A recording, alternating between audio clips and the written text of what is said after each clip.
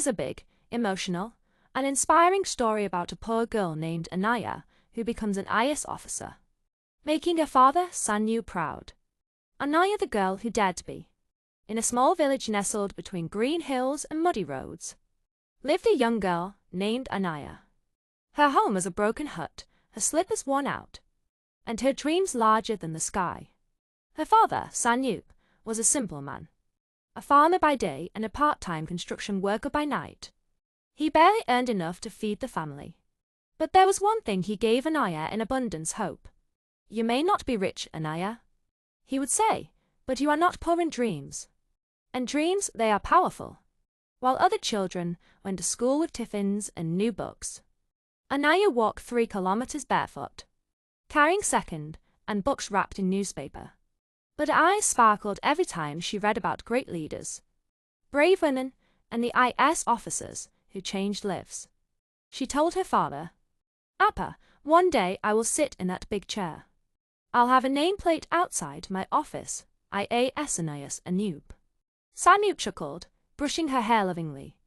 "That day, I will stand outside your office with sweets and tell the world she is my daughter." The struggle. Life was never easy. Sometimes there was no electricity, no food, and no peace, but Anaya never stopped studying.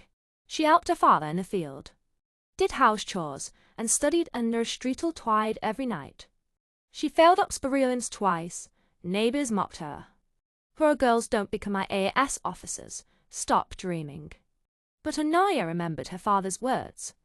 "A wound heals, but a broken dream haunts forever. Keep trying, beta." She studied harder, sometimes with borrowed books, sometimes with an empty stomach, but always with a burning heart. The turning point.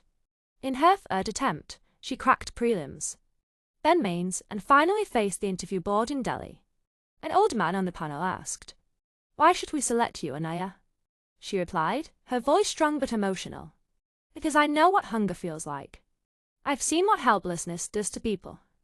If I become an HMAIS officer, I won't just do a job, I'll serve, because I am one of them." The room fell silent. The day that changed everything. Weeks later, the results came. Air 37 Anayas and new Pi AS. She held the screen and cried. She ran to her father working in the fields and screamed, "Appa, I did it. I-use." Sanup fell to his knees, eyes filled with tears, and whispered, "You did it, my daughter, you changed our fate."